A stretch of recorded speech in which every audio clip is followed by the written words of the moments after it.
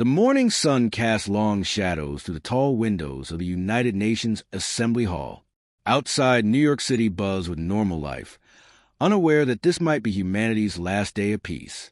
Inside the hall, tension filled the air like smoke. Ambassador General Blake Harrison stood at the podium, his gray hair perfectly combed despite the early hour. His hands rested calmly on the wooden surface, but his eyes held steel. Across from him sat three creatures that looked like nightmares made real. The Carillion delegation had arrived on Earth just 12 hours ago with their standard message of conquest. The lead alien, Admiral Thexnor, towered 8 feet tall with dark purple skin that seemed to shimmer under the lights. His 4 arms moved restlessly, and his mandibles clicked together in what humans had learned was either amusement or irritation. Behind him sat 2 smaller Carillions, their 6 eyes constantly scanning the room like predators looking for weakness. "Let me make sure I understand your message correctly," Harrison said, his voice carrying clearly through the silent hall. "You want us to surrender completely within 72 hours, or you'll destroy every city on Earth." He paused, glancing at the papers before him. "You've used the same approach on 847 different worlds across the galaxy." Admiral Thexnor's mandibles clicked faster. "Indeed human. Most species see reason quickly. Some require a demonstration of our power, but all eventually kneel before the Carillion Empire." His voice sounded like gravel mixed with metal. "Your world will be no different." Harrison nodded slowly, as if considering this carefully. Behind him, other human officials sat quietly, but their faces showed no fear. Secretary of Defense Janet Collins kept her expression neutral, though her fingers drummed silently on her tablet. General Roy Patterson sat perfectly still, his military bearing evident even while seated. "You know," Harrison continued, "we've been studying your empire for quite some time. Your expansion pattern is very predictable.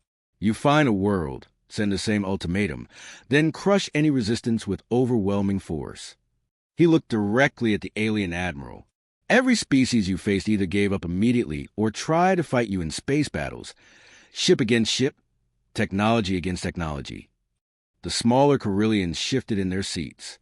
This wasn't going according to their usual script. Normally, by now, the local leaders would be begging for mercy or making desperate offers of tribute. Harrison stepped away from the podium and walked closer to the alien delegation. "But here's what your intelligence reports missed, Admiral. You've never faced humans before, and there's something very important you need to understand about us. What could possibly make your primitive species different?" Thexnor asked, his voice dripping with contempt. "We've seen your technology. We've observed your simple military structure. You have 1 small planet and no space fleet worth mentioning." "That's exactly what makes us different," Harrison replied with a slight smile. "Every other species you conquered had advanced technology, space fleets, and conventional military thinking. They fought you the way they thought civilized beings should fight. Honor, rules, predictable tactics." Secretary Collins stood up and joined Harrison. "We've been listening to the final transmissions from your conquered worlds," she said quietly. "Do you know what many of them try to tell you in their last moments?" The Carillions looked puzzled. They never paid attention to the death cries of defeated enemies. "They tried to warn you," General Patterson said, also rising from his seat. "Again and again, dying species use their final breaths to send you messages about something they called human warfare.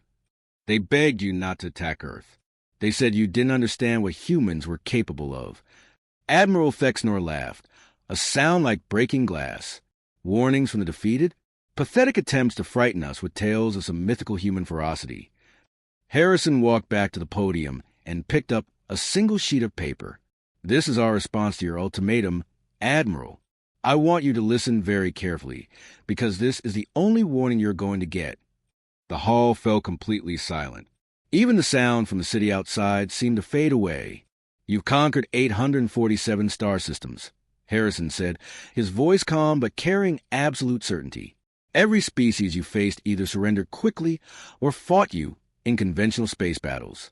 Ship against ship, honor against honor, following the rules of civilized warfare."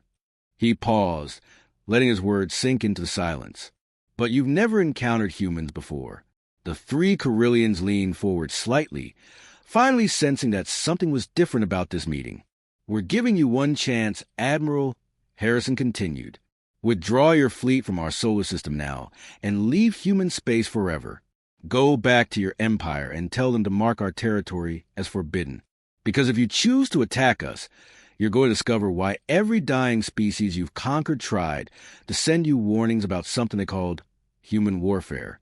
Admiral Thexnor's mandibles clicked furiously. A single-planet species threatening the mighty Carillion Empire? The idea was beyond insulting. It was impossible. Within hours of the delegation's departure, the massive ships of the 12th Conquest Fleet began their approach toward Earth, confident in their overwhelming superiority. They had no idea what they were about to face. The Carillion dropships descended through Earth's atmosphere like massive black beetles, their engines roaring loud enough to shake windows in abandoned buildings. Colonel Jennifer Hayes pressed herself against the crumbling brick wall of what used to be a coffee shop in downtown Chicago, watching through her binoculars as hundreds of alien soldiers poured out of their transports. They moved exactly as she expected. Perfect formation, advanced energy weapons held at precise angles, scanning the empty streets with military efficiency. These were professional soldiers who had conquered nearly 1,000 worlds using the same tactics over and over again. Hayes smiled grimly and activated her radio. "All teams, this is command. They're doing exactly what we thought they would. Remember what we learned from those intercepted battle reports. They fight like every other species they've conquered. Stand in neat lines, use superior technology, overwhelmed with pure numbers." She paused, watching the aliens establish a textbook perimeter around their landing zone. "We don't." 3 blocks away, Sergeant Tom Richardson crouched in a storm drain that ran beneath the main street. The concrete tunnel was cramped and smelled like old rain water, but it gave him a perfect view of the alien patrol above through the metal grating. His team of 6 soldiers waited silently behind him, each carrying equipment that would have looked primitive to Carillions scanning for high-tech weapons above their heads. Richardson had spent 15 years in the military, including tours in Afghanistan and Syria. He understood something the aliens didn't. Superior technology meant nothing if your enemy refused to fight you on your terms. "Target the leader first," he whispered to his team. "Then scatter. Remember, we're not trying to win this fight. We're trying to make them scared." The explosion came from below, erupting through the street, grating in a shower of concrete and flame. The lead Carillion soldier disappeared in the blast, his advanced armor useless against the simple pipe bomb that had been waiting in the storm drain. Before his squad could react, 6 more explosions went off from manholes and drainage pipes along the entire street. The surviving aliens spun around, energy weapons charging, looking for targets to shoot. They found nothing but empty air and drifting smoke. Richardson's team was already gone, vanishing into the maze of tunnels that ran beneath Chicago like arteries beneath skin. The Carillions had studied Earth's cities from orbit, but they hadn't bothered to learn about the vast underground networks that humans had built over more than a century. Above ground, Captain Lisa Morrison waited on the 20th floor of what appeared to be a bombed-out office building. The Carillions had hit it with an energy blast 3 hours earlier, leaving the top floors looking destroyed and abandoned. They had no idea that the building's lower levels were still intact, connected to the subway system through a hidden tunnel that maintenance workers had used for decades. Morrison watched through her scope as a Carillion squad moved through the street below, their formation tight and professional. They checked each doorway methodically, exactly as their training manuals probably instructed. She waited until they were directly beneath her position, then triggered the charges her team had placed in the building's facade. Chunks of concrete and twisted metal rained down on the aliens, not from an explosion, but from carefully weakened supports that collapsed at exactly the right moment. It looked like random debris from a damaged building, not a planned attack. The Carillion squad leader barked orders in his harsh language, pointing his weapon at the seemingly empty building above. But Morrison was already moving through the office corridors, heading for a different window 3 floors down. By the time the aliens fired their energy weapons at her last position, she was setting up her next ambush 2 blocks away. This wasn't warfare, as the Carillions understood it. There were no battle lines, no honorable combat between opposing forces. The humans appeared from nowhere, struck without warning, then vanished like ghosts. They used the city itself as a weapon, turning familiar streets into a maze of hidden dangers. Corporal Alex Turner's team struck next, emerging from subway tunnels to hit a supply convoy. They used homemade explosives built from fertilizer and household chemicals. Weapons so primitive they didn't register on Corellian sensors designed to detect advanced military technology. The aliens' personal shield protected them from energy weapons, but offered no defense against flying debris and explosive force. By nightfall, Admiral Thex Nor stood in his command ship's bridge, staring at casualty reports that made no sense. His forces had lost over 30% of their ground troops, but they had barely seen the enemy. His soldiers reported fighting against an opponent that appeared from storm drains, attacked from supposedly clear buildings, and used weapons that their scanners couldn't detect until it was too late. "Sir," his intelligence officer reported nervously, "our troops are requesting immediate reinforcement. They say the humans don't fight, like any species we've encountered before." Thex Nor's mandibles clicked in frustration. In 847 previous conquests, resistance had always been straightforward. Enemy fleets engaged his ships in space. Ground forces met his armies in open battle. Superior Corellian technology and training always prevailed within days. But these humans refused to cooperate with established military doctrine. They had underground like animals, struck from shadows like cowards, and used primitive weapons in ways that somehow proved devastatingly effective. He had never lost this many soldiers to an enemy he couldn't even find. Deep in the Vega star system, hidden within what appeared to be a routine asteroid mining operation, Dr. Nancy Walsh sat before a quantum transmitter that had taken her team 12 years to build. The device hung quietly in the darkness of her concealed laboratory, its blue lights casting strange shadows on the metal walls around her. Walsh had volunteered for this assignment 23 years ago, when she was just a young physicist fresh out of MIT. Back then, the plan seemed like science fiction.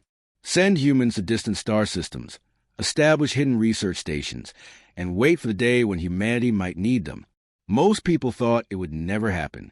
Now, watching the reports from Earth on her encrypted communication channels, Walsh knew that day had finally arrived. She typed a simple message into the transmitter. "Operation Trojan Horses active." Repeat, "Operation Trojan Horses active." With a deep breath, she pressed the transmission button. The message shot out across the galaxy at faster-than-light speed, reaching every hidden human outpost, every sleeper agent, every carefully placed operative who had spent decades living among alien species. On the Corellian trade world of Nexus Prime, Captain Mike Foster read the message on his personal device while serving customers in his small shop. For 15 years, he had sold what the Corellians considered primitive human goods. Handmade jewelry, simple tools, artwork that aliens found charmingly backward. The Corellians saw him as a harmless trader from a backwater planet, barely worth their notice. They had no idea that Foster was a former Navy intelligence officer with advanced degrees in computer science and xenobiology. His primitive shop was actually a sophisticated intelligence gathering operation, and every piece of simple human technology he sold contained hidden data collection devices. Foster smiled as he flipped the sign on his shop door to close. He walked to the back room where his real equipment waited. Banks of computers that looked like outdated human technology, but were actually more advanced than anything the Corellians possessed. For years, these machines have been quietly mapping the Empire's computer networks, learning their security protocols, and identifying their weaknesses. Now it was time to put that knowledge to use. Foster's fingers flew across his keyboards as he began uploading carefully crafted viruses into the Corellian defense networks. These weren't random attacks. Each virus had been designed specifically for Corellian systems, taking advantage of flaws that only someone who had studied their technology for decades could find. 6,000 light years away, on the massive space station that served as the Empire's main supply depot, Lieutenant Commander Beth Harper received the same message. The Corellians knew her as Anna Vex, a refugee whose transport ship had supposedly been destroyed by pirates 5 years ago. She had arrived with nothing but the clothes on her back and a tragic story about losing her entire family. The Corellian authorities had taken pity on her, giving her a job in the station's logistics department. They thought they were being charitable to a helpless refugee. In reality, they had just handed a former Navy SEAL complete access to their most important supply hub, Harper had spent 5 years mapping every corridor, learning every security protocol, and identifying every critical system on the station. She knew where the fuel was stored, where the weapons were kept, and most importantly, where computer cores that controlled everything were located. She made her way through familiar corridors, nodding politely to the alien guards who had grown used to seeing her during her night shifts. Her identification badge opened every door she needed, granting her access that had taken years to achieve. In the main computer center, Harper connected a device no larger than a coin to the central processing unit. The device looked like a simple diagnostic tool, the kind maintenance workers used every day. But it immediately began uploading terabytes of classified information while simultaneously planting logic bombs throughout the station's operating system. Back on Earth, in a bunker buried deep beneath the Colorado mountains, General Jack Reeves stood before a massive display screen showing real-time updates from around the galaxy. Red dot appeared on the galactic map as human operatives across dozens of star systems began their missions. "Sir," his aide reported, "all deep cover teams are reporting in. Operation Trojan Horse is fully active." Reeves nodded grimly. "And our special project?" "Ready for deployment, sir." The general walked to a reinforced window overlooking the bunker's main laboratory. Below him, teams of scientists and engineers worked frantically on devices that would have seemed impossible just months ago. They were Corellian weapons and technology, but modified with human creativity and ingenuity. The Empire's weapons were designed for efficiency and overwhelming power. But humans had studied these devices for years, ever since the first Corellian scout ships had crashed on Earth decades ago. They had reverse-engineered everything, learning how the technology worked, and then improved it in ways the original designers never imagined. But more importantly, they had weaponized it for psychological warfare. Human engineers had taken Corellian communication systems and modified them to broadcast on frequencies that cause fear responses in Corellian brain chemistry. They had altered Corellian medical scanners to project images that played on specific cultural fears unique to the Empire species. Every piece of captured technology had been turned into a weapon designed not just to defeat Corellian forces, but to terrify them. "The Empire thinks they're fighting one primitive planet," Reeves said to his aide. "They have no idea that we've been preparing for this war for over 200 years. They don't know about our deep cover operatives, our hidden bases, our research stations scattered across the galaxy." He turned back to the display screen, watching as more red dots appeared. They're about to learn that they're not fighting Earth. They're fighting a species that has been studying them, infiltrating them, and planning their defeat since before their current emperor was even born. The network was awakening, and the real war was just beginning. Emperor Vexthol's claws scraped against the metal surface of his command throne as he stared at the holographic display floating before him. The three-dimensional map of his empire, once a proud symbol of Corellian dominance, now looked like a plague victim covered in spreading red infections. 17 core worlds showed the crimson glow of active rebellion. Supply routes that had operated smoothly for centuries were marked with warning symbols indicating complete disruption. This was impossible. The Corellian Empire had conquered 847 worlds over the past 300 years. No species had ever successfully resisted them for more than a few weeks. Yet somehow, these humans had not only survived the initial assault, but had managed to turn his own empire against him. "Report," Vexthol commanded, his voice echoing to the vast throne chamber. General Caxmore approached with visible reluctance, his forearms trembling slightly as he carried the latest intelligence reports. "Your Imperial Majesty, the situation continues to deteriorate. Our forces on Earth report that human resistance has actually increased despite our orbital bombardments. Meanwhile, sabotage attacks have crippled our supply depots on 14 different worlds." The Emperor's mandibles clicked in frustrated confusion. "How is this possible? We destroyed their space defenses in the first day. We've been bombing their cities for weeks." "That's just it, sir," Caxmore replied nervously. "The humans don't seem to care about losing in the traditional sense. They don't fight to win quickly like every other species we've encountered. They fight to destroy our will, to continue fighting." Vexthol leaned forward on his throne. "Explain." The general activated a small holographic display showing recent battle footage. When we destroyed the human civilian station at Proxima Centauri, we expected them to retaliate against our military installations. Instead, they did something unprecedented. The hologram showed Corellian soldiers in their barracks, looking at personal communication devices with expressions of horror and shame. They hacked into our personal files and communication networks. They found recordings of our officers laughing and celebrating after destroying that civilian station. Then they broadcast those recordings directly to our soldiers' families back home. The Emperor stared at the images in growing disbelief. Our own families are seeing this. Yes, sir. Corellian mothers and fathers are watching their sons and daughters laugh about killing innocent civilians. The humans somehow knew that our culture values honor above victory. They turn our own families against us by showing them behavior that violates every principle we claim to fight for. On the distant world of Corax Prime, Major Rita Coleman sat in her hidden command center, watching the psychological warfare campaign unfold across multiple screens. She had spent 23 years studying Corellian culture, learning their language, their customs, their deepest cultural fears and values. Her team of specialists understood something that no previous enemy of the Empire had grasped. The Corellians weren't just warriors.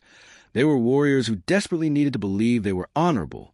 Phase 3 is complete, reported Sergeant Dan Walker, her communications specialist. We've successfully broadcast the celebration recordings to approximately 40 million Corellian families across their core worlds. Coleman nodded, reviewing the psychological profiles her team had compiled. The Corellians base their entire society on warrior honor. They tell themselves that they conquer other worlds to bring order and civilization. But we've shown their families that their soldiers celebrate killing civilians like it's a game. Her team had intercepted thousands of private communications from Corellian officers over the past weeks. Most contained casual jokes about destroying human cities, betting pools about casualty numbers, and boastful descriptions of the destruction they were causing.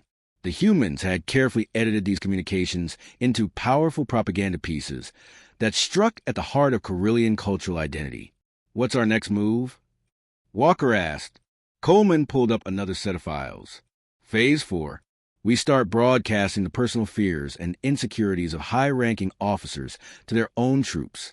The Corellians follow a strict hierarchy based on respect and perceived strength, but we've intercepted communications showing their commanders complaining about impossible orders, expressing doubts about the war, and even crying about losses. Back in the Imperial throne room, General Caxmore continued his devastating report.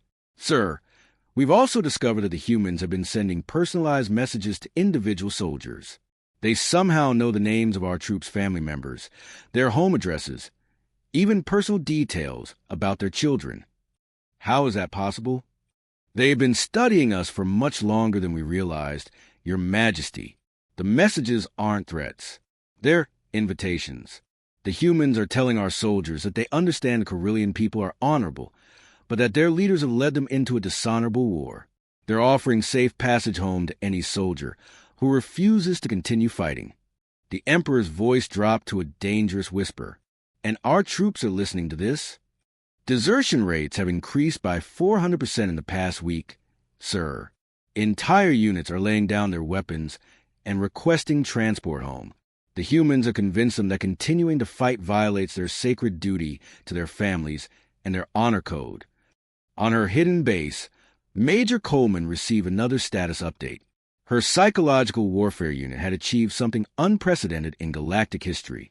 They had turned an invading army against itself without winning a single conventional battle. The Corellians spent 300 years conquering species that fought them with technology and military strategy, she explained to her team. But no one ever attacked their psychology, their culture, their fundamental beliefs about themselves. We studied them long enough to understand that their greatest strength, their rigid honor code, could also be their greatest weakness. Emperor Vexthol finally understood the warnings that dying species had tried to send him. Humans weren't just another species with better weapons or tactics. They were something far more dangerous, apex predators of warfare itself, who had evolved the ability to turn an enemy's own nature against them. The Empire was crumbling not because humans were stronger, but because they had made the Corellians defeat themselves. The negotiation chamber aboard the neutral space station felt colder than usual, despite the regulated atmosphere controls. Ambassador General Blake Harrison sat across from Emperor Vexthal, his weathered hands folded calmly on the polished metal table between them. The contrast could not have been more striking. Harrison wore a simple black suit, looking like he had just stepped out of a business meeting on Earth. The Emperor, meanwhile, sat hunched in his elaborate ceremonial armor, his once proud bearing now broken and defeated. 6 months ago, Vexthal had ruled an empire that spanned nearly 1,000 star systems. His fleets had been unstoppable, his armies legendary across the galaxy. Species throughout known space whispered his name in fear. Now, he could barely meet the human ambassador's steady gaze. "Your Imperial Majesty," Harrison said quietly, his voice carrying the same calm tone he had used during their first meeting at the United Nations building. "I believe you requested this meeting to discuss terms of withdrawal." The Emperor's mandibles clicked nervously, a sound that would have terrified his subjects just months ago. Now it seemed pitiful, almost desperate. "Ambassador Harrison, surely we can reach some accommodation. The Empire has resources, territory, technology that could benefit both our species." Harrison's expression didn't change. He had sat through hundreds of negotiations in his 40-year diplomatic career, but this one felt different. This wasn't about trade agreements or border disputes. This was about survival, and everyone in the room knew it. "Your Majesty," Harrison began, "do you remember what I told you during our first meeting on Earth?"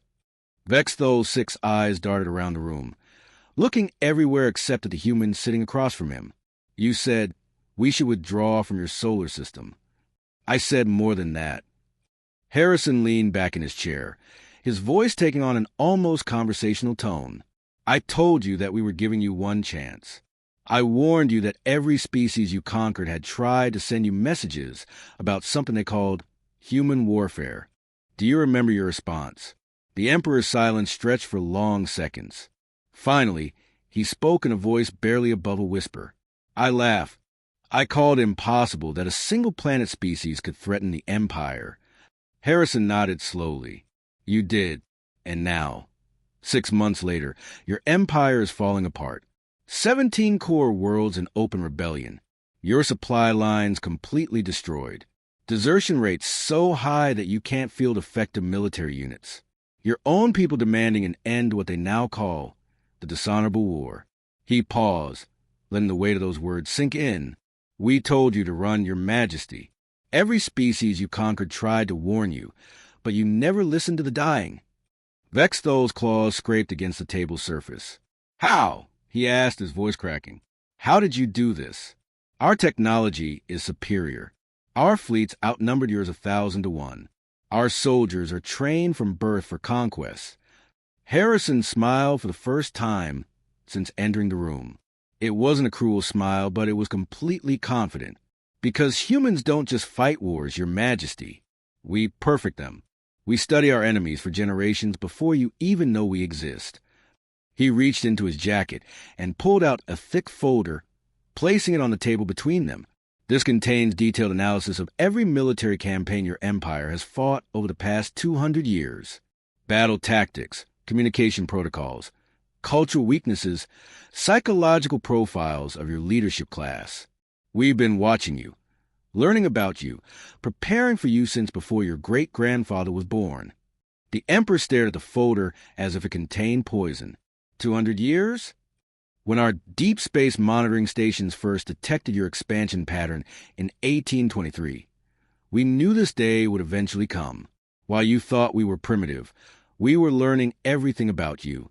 Your tactics, your culture, your psychology, your weaknesses. Harrison's voice remained calm, but his words hit like hammer blows. "We sent humans to live among your people for decades. They married into your society, raised families, became trusted members of your communities, all while reporting back to us." Vexthal looked up sharply. "Spies." "Students," Harrison corrected. "We didn't want to destroy you, Your Majesty. We wanted to understand you completely, because we learned something from studying your previous conquests. Every species you defeated made the same mistake. They tried to fight you on your terms with your rules, using conventional military thinking. He gestured toward the folder. But humans learn from their failures. We studied every battle you ever fought, analyzed every tactical decision, mapped every weakness. We knew that when you finally reached Earth, you expect us to meet your fleets in space, to fight honorably according to established military doctrine. Harrison leaned forward, his eyes never leaving the Emperor's face. Instead, we gave you something you had never encountered before. We gave you an enemy that refused to play by your rules. An enemy that attacked your psychology rather than your armies. An enemy that turned your own cultural values against you. The negotiation chamber fell silent except for the quiet hum of the space station's life support systems. Finally, Emperor Vexthal reached into his armor and withdrew an official imperial seal. His claws trembled as he pressed it to the withdrawal documents that Harrison's aide had prepared. The Corellian Empire formally withdraws from all human territorial claims and recognizes Earth's sovereignty over the Sol system, he said in a voice that sounded like it was coming from very far away. But both leaders knew the truth. The damage was already irreversible. The Empire's reputation for invincibility had been shattered.